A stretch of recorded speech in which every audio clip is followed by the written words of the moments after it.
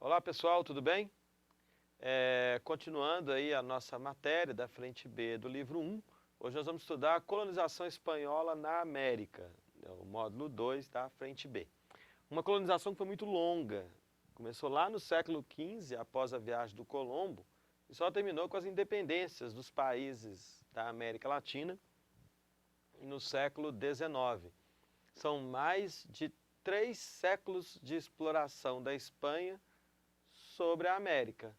Claro que isso ajuda a explicar, não só isso, mas isso ajuda, por que hoje a Espanha é um país desenvolvido e por que hoje os países da América Latina são países subdesenvolvidos. Porque durante mais de 3 séculos, as riquezas desses países foram usadas para desenvolver a Espanha. E além disso, os espanhóis intensificaram aqui na América formas de escravidão, formas de trabalho compulsório, e que tem reflexos nas desigualdades sociais que são enormes nos países da América Latina até os nossos dias. Bom, a história não começou aqui com a chegada dos europeus. Há uma história muito mais longa antes do Colombo na América do que depois do Colombo. Viviam aqui no continente americano, quando o Colombo chegou, 50 milhões de pessoas, divididas em milhares de nações. Eram milhares de culturas, de idiomas, uma diversidade muito grande. Aqui eu vou falar só das 3 mais conhecidas, mas pensa que eram milhares de povos. Os astecas, que viviam onde hoje está o México, que formaram um grande império com poder centralizado nas mãos de um imperador que também era considerado um deus. Os maias, que viveram na península do Yucatán, que hoje fica no sul do México, mas que formaram cidades-estado, e o poder era mais descentralizado, lembra um pouco as poleis na Grécia Antiga. Inclusive, os maias influenciaram os astecas. Então, a escrita asteca, por exemplo, é influenciada pela escrita maia. Astecas e maias construíram pirâmides, mas os maias fizeram as suas pirâmides antes dos astecas. E na América do Sul, destaque para os incas. Formaram um grande império na região da Cordilheira dos Andes, incluindo territórios dos atuais Peru, Equador, Bolívia e Chile, um império com poder extremamente centralizado.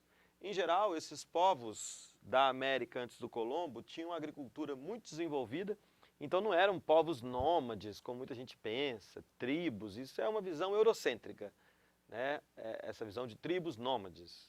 Eram povos sedentários que tinham agricultura muito desenvolvida. E além da agricultura desenvolvida, desenvolveram também amplas redes de comércio e construíram muitas cidades. Cidades que poderiam servir para a administração, para o comércio, para a proteção militar ou então para adorar os deuses, como a cidade de Machu Picchu, no Peru, onde as ruínas incas estão lá de pé até hoje. E há várias outras cidades no Peru, em outros países da América do Sul, com ruínas incas. E também astecas e maias construíram grandes cidades. Então, apesar da agricultura ser a atividade principal e a vida rural ser a mais importante, eram povos que tinham comércio e que também tinham vida urbana, inclusive comércio com utilização de moedas. Em termos de religião, o politeísmo, até onde se sabe, não existia monoteísmo na América antes da chegada dos europeus. Todos os povos aqui eram politeístas, acreditavam em vários deuses, construíam templos para esses deuses e, em muitos casos, no caso, por exemplo, dos maias e também dos astecas, havia sacrifícios humanos em rituais sagrados. Povos que desenvolveram bastante o conhecimento sobre astronomia, com produção de calendários, principalmente astecas e maias, e que possuíam sistema de escrita, à exceção dos incas. Maias e astecas possuíam sistema de escrita. E no caso desses povos, boa parte do desenvolvimento deles veio através da dominação de outras nações. Então, principalmente os astecas e os incas, que formaram grandes impérios, eles submeteram várias outras nações indígenas ao seu domínio. Inclusive, alguns desses povos submetidos à servidão ou à escravidão, ou até ao pagamento de impostos. E com esses impostos cobrados dos povos dominados, os astecas e os incas conseguiram fazer grandes construções, templos, se enriqueceram. Os incas, por exemplo, que tinham um império muito grande, construíram um complexo sistema de estradas. Então, antes dos europeus chegarem aqui, havia já formas de trabalho compulsório, de escravidão, de servidão, de exploração de um povo sobre o outro. Aliás, sempre costumo dizer isso nas minhas aulas. Em todos os lugares do planeta onde o ser humano pisou, houve escravidão e dominação de um povo sobre outro povo. Bom, o fato é o seguinte, o Colombo chega em 1492, junto com Colombo, os espanhóis. E os espanhóis vão ter que enfrentar a resistência desses povos que já estavam aqui há séculos, que conheciam bem o território. E os espanhóis estavam em menor número, sem conhecer o território, e conquistaram. A gente vai entender isso agora. Nós vamos entender a conquista espanhola. Bom, então a questão é essa. Os espanhóis não conhecem o território e estão em menor número. Como que eles acabaram conquistando esse território? Primeiro, uma superioridade bélica espanhola. A pólvora. Os povos da América não conheciam a pólvora. Então, o canhão, a arma de fogo, é uma grande vantagem. Os povos que viviam na América, que os espanhóis encontraram, também não conheciam os cavalos. Então, nas guerras, um exército tem cavalo e outro não tem, é uma vantagem muito grande para quem tem o cavalo e a pólvora. Agora, isso só não garante a vitória, porque os indígenas têm as suas flechas envenenadas e a arma de fogo naquela época, ela dá um tiro e depois o atirador tem que recarregar a arma e isso demora muito tempo. Enquanto ele está recarregando sua arma, os indígenas mandam chuvas de flechas. E se essas flechas pegarem de raspão, elas já são capazes de matar uma pessoa, porque são flechas envenenadas. Mas um fator que foi primordial, muito importante para a conquista espanhola, é a questão das doenças, né? Em época de epidemia, os europeus trouxeram doenças para a América, que não existiam no continente. E os indígenas da América eram extremamente fortes e saudáveis, mas apesar disso, eles não tinham resistência imunológica a essas novas doenças que os europeus traziam, como sífilis, gripe, catapora, sarampo, e essas doenças dizimaram nações indígenas inteiras. O fato é o seguinte, pessoal, a arqueologia comprova que até a viagem do Colombo, as populações de indígenas na América estavam em crescimento.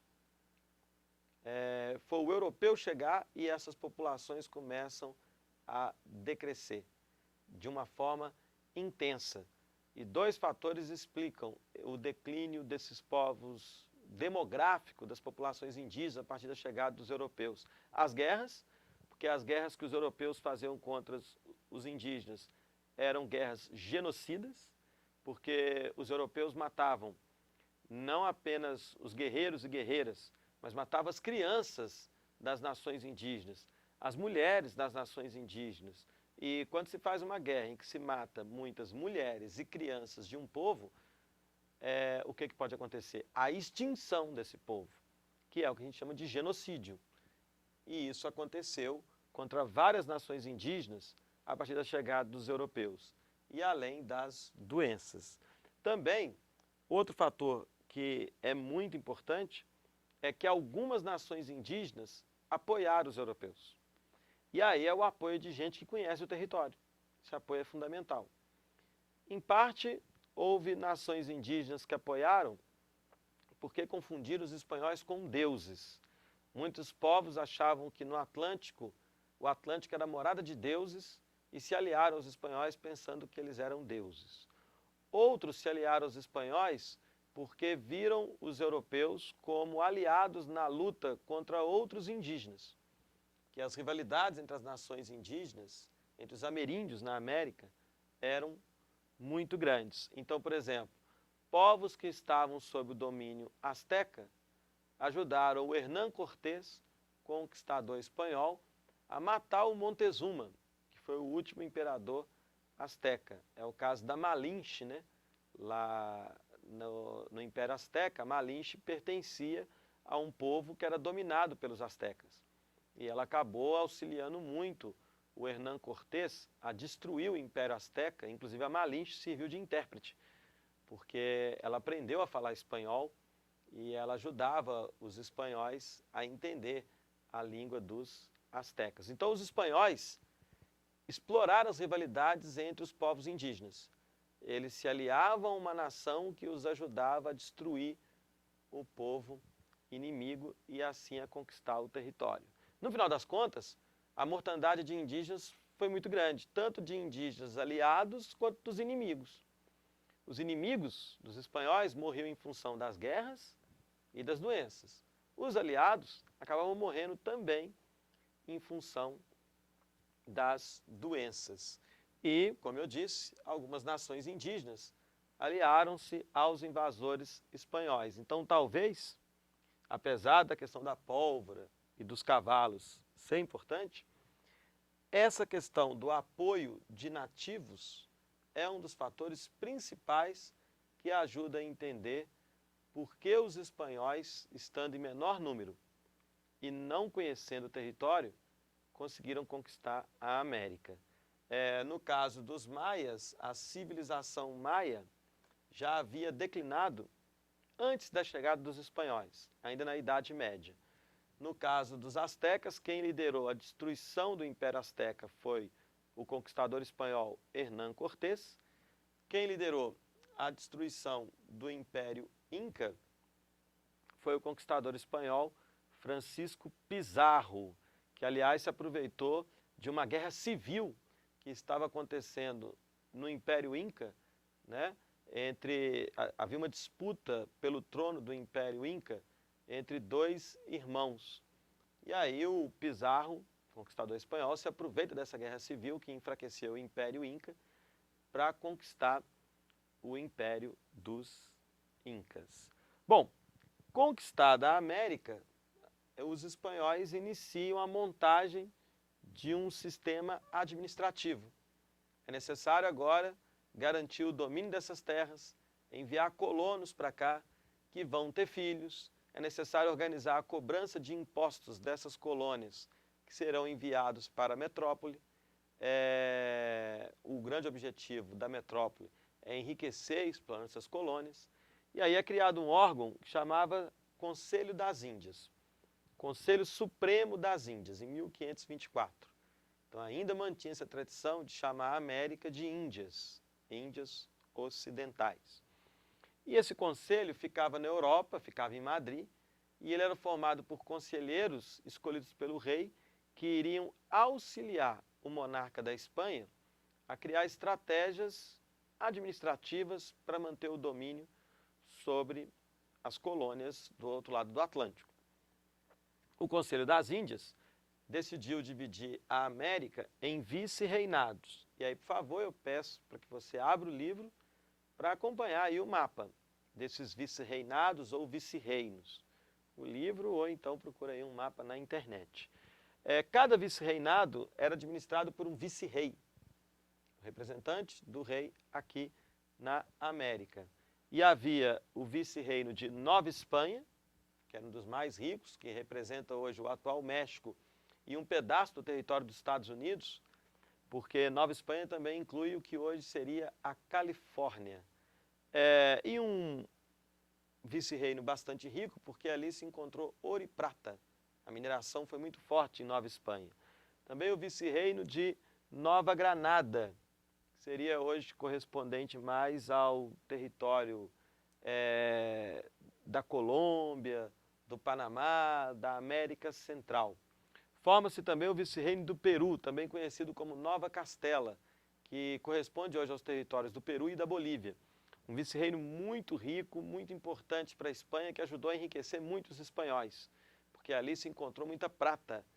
A famosa mina de Potosí, que hoje fica no Peru, uma mina de Potosí, hoje, desculpa, fica na Bolívia, na época uma mina que pertencia ao vice-reino do Peru, uma mina de prata. E o vice-reino do Rio da Prata, que hoje corresponde aos territórios de Argentina, Paraguai e Uruguai. Além dos vice-reinados, cada um com um vice-rei, que era nomeado pelo Conselho das Índias, né, era um espanhol esse vice-rei, havia as capitanias gerais. Cada capitania geral administrada por um espanhol escolhido pelo Conselho das Índias, que era chamado de capitão-general. As capitanias gerais eram territórios de menor importância econômica, comparado com os vice-reinados. E eram 5. A capitania geral do Chile, capitania geral da Venezuela, da Guatemala, de Cuba e a capitania geral também da Flórida. A Flórida, que hoje pertence aos Estados Unidos, mas foi uma colônia espanhola. Nas capitanias gerais e nos vice-reinos havia as audiências, que eram os órgãos que cuidavam da justiça, com ouvidores, juízes, também enviados da Espanha, enviados pelo Conselho das Índias. E dentro dos vice-reinos e das capitanias gerais, vão surgir muitas vilas, muitos municípios, muitas cidades. E cada cidade, cada vila tinha um cabildo, chamado também de ayuntamento. Esses cabildos ou ayuntamentos podem ser traduzidos para o português como as câmaras municipais. Então essa era a estrutura administrativa. Uma estrutura mais geral para todas as colônias, que era o Conselho Supremo das Índias, que ficava em Madrid. Os vice-reinos, aí vem uma descentralização maior, as capitanias gerais, e dentro de cada vice-reino e cada capitania geral, há muitas cidades, há muitos municípios, e cada município administrado por um cabildo. Então é isso, na próxima aula a gente continua a América Espanhola e a gente vai analisar os aspectos econômicos, os aspectos culturais, religiosos e a sociedade que se formou nesse grande território da América colonizado pelos espanhóis. Ok? Então valeu, obrigado pela atenção e até a próxima aula.